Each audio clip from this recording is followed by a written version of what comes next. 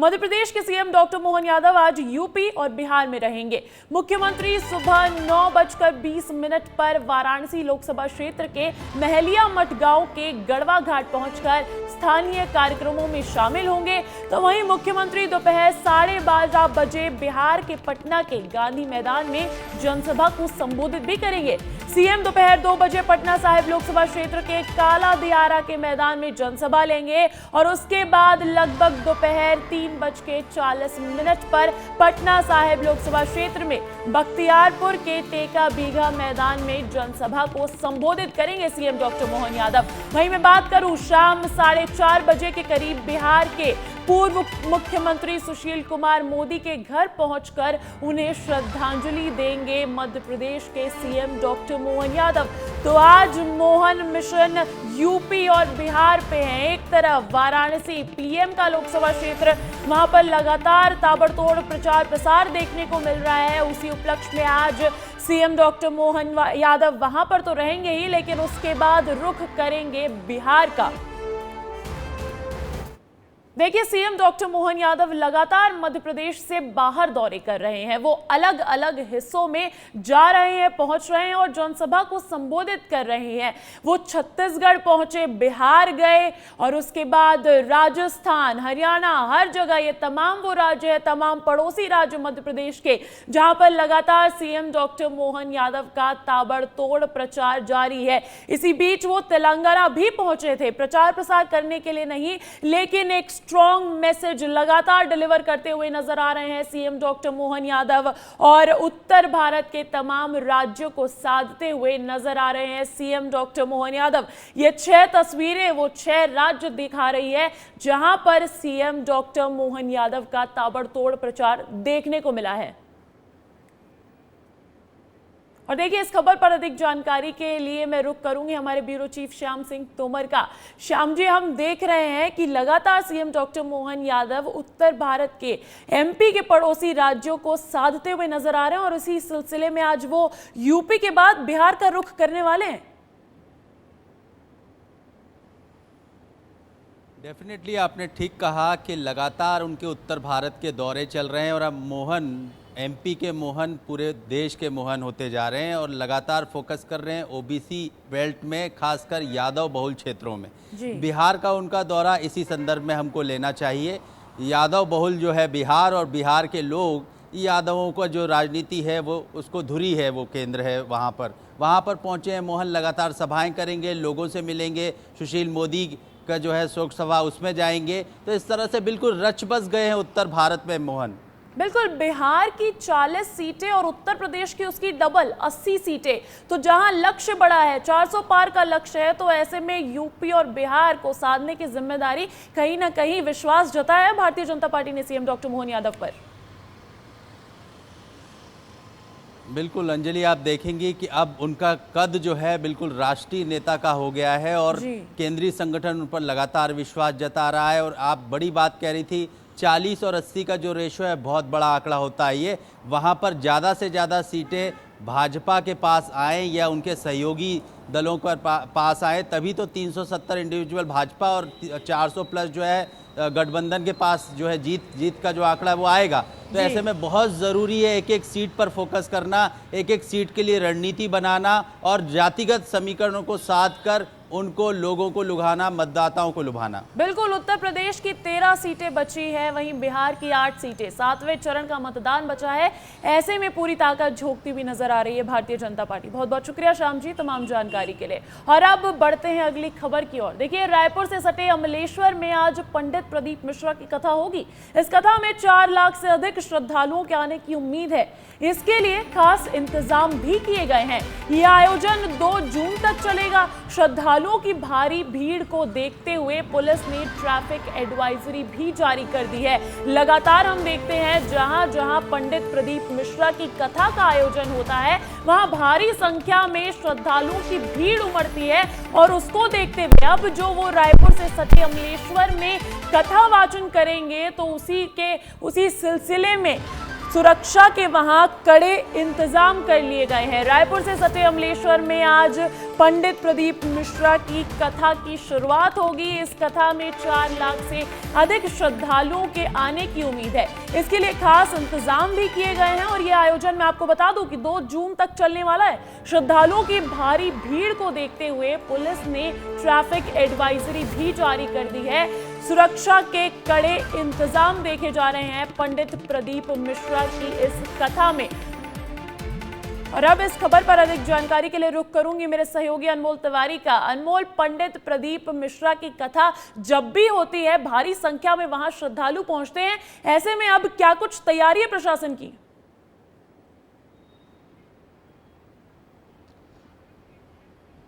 बिल्कुल अंजलि, देखिए सीहोर वाले बाबा जब भी आते हैं तब भीड़ जो है काफ़ी उमड़ती है और इस बार भी जब वो राजधानी रायपुर से सटे अमलेश्वर आए हैं, आज से उनकी कथा की शुरुआत होगी। शिव महापुराण कथा सुनाने के लिए वो जाने जाते हैं, तो लगभग 4 लाख लोगों की भीड़ उमड़ने की आशंका है, जिसे लेकर प्रशासन जो है पूरी तरीके से तैयार है। कथा स्थल पर 100 से ज़्यादा CCTV कैमरा लगाए गए हैं ताकि सुरक्षा के इंतजाम जो है पुख्ता सुनिश्चित किया जा सके।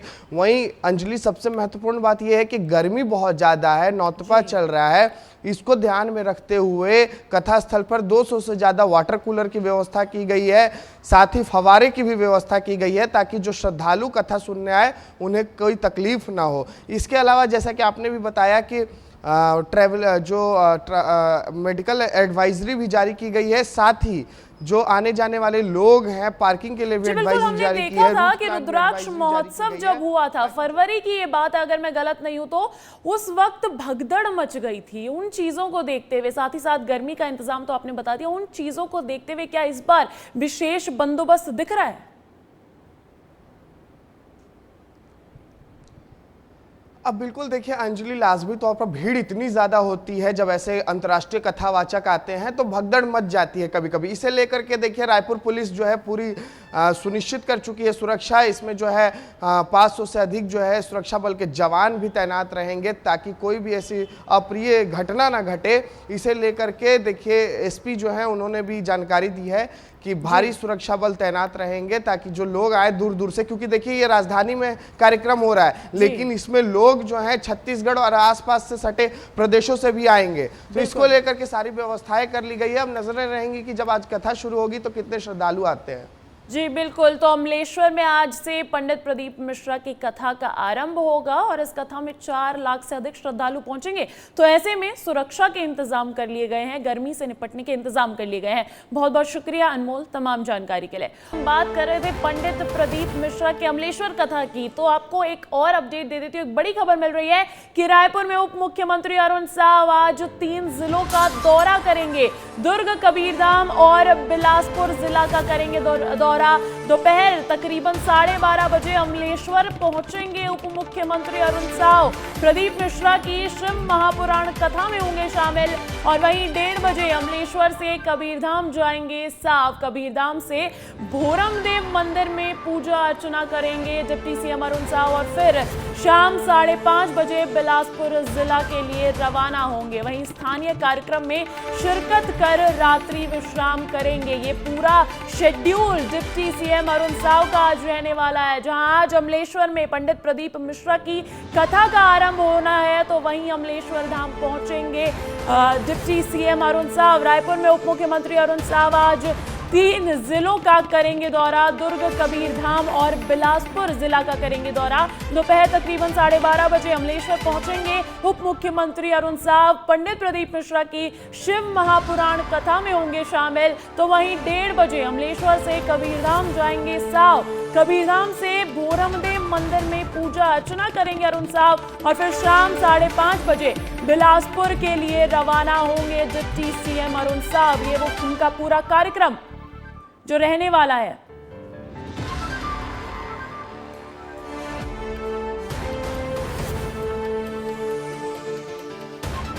और रायपुर से एक और बड़ी खबर मिल रही है। पहली क्लास के बच्चों को खेल खेल में पढ़ाएंगे शिक्षक। जी हां, सही सुना आपने, ये इस वक्त की बड़ी खबर, बड़ी अपडेट।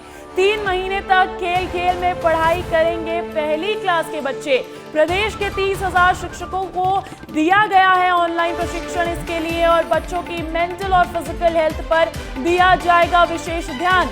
नई शिक्षा नीति के तहत चलाया जाएगा रेडनेस कार्यक्रम और शारीरिक, सामाजिक, भावनात्मक और बौद्धिक रूप से बच्चों को मिलेगी इससे मदद। तो ये शिक्षा जगत से जुड़ी एक बड़ी पहल की तरह देखा जा सकता है। रायपुर से इस वक्त की बड़ी खबर मिल रही है, जहां रायपुर में पहली क्लास के बच्चों को अब खेल खेल में पढ़ाएंगे शिक्षक। 3 महीने तक खेल खेल में पढ़ाई करेंगे पहली क्लास के बच्चे। प्रदेश के 30,000 शिक्षकों को दिया गया है ऑनलाइन प्रशिक्षण। तो वहीं बच्चों की मेंटल और फिजिकल हेल्थ पर ध्यान देने के लिए यह अनूठी पहल की शुरुआत कर रही है और नई शिक्षा नीति के तहत चलाया जाएगा रेडनेस कार्यक्रम। वहीं मैं आपको बता दूं कि शारीरिक, सामाजिक, भावनात्मक और बौद्धिक रूप से बच्चों को इससे मदद मिलती दिख रही है। बेमेतरा विधायक दीपेश साहू पहुंचे Mehakara hospital. Raipur special blast private limited Pirda में घायल मजदूरों से की मुलाकात। सीएमएचओ को मरीज के उचित इलाज के लिए दिशा निर्देश भी दिए हैं। विधायक दीपेश साहू को घायल मरीज ने बताई आप बीती। मरीज ने कहा जहां ब्लास्टिंग की घटना हुई उस यूनिट में 10 से 12 मजदूर काम कर रहे थे, वहीं कुछ दूरी में हम 10 से 12 मजदूर काम कर रहे थे। ब्लास्टिंग की घटना होते ही हमारी आंख कान सब सन्न हो गई। ये आप बीती बताते हुए घायल मजदूर, क्या हुआ, कैसे हुआ, कुछ पता नहीं चल पाया है। ये सब आप बीती बताई घायल मजदूर ने अपनी। देखिए, राजनीति में सियासत के लिए राजनेताओं के पास कई विषय होते हैं। उनमें से एक है गौवंश और उनके संरक्षण का मुद्दा। देश में गौ संरक्षण को लेकर सियासत होती आई है। बात छत्तीसगढ़ की करें तो एक बार फिर गौ संरक्षण पर सियासत हो रही है और इसकी वजह है साय सरकार की आगामी गौ अभ्यारण्य योजना। पूर्व की भूपेश बघेल सरकार ने गौठान योजना छत्तीसगढ़ में शुरू की थी, जिस पर बीजेपी ने भ्रष्टाचार के आरोप लगाए थे। अब जब प्रदेश में बीजेपी की सरकार है तो गौ संरक्षण के लिए नई योजना शुरू करने की तैयारी है, जिस पर कांग्रेस निशाना साध रही है।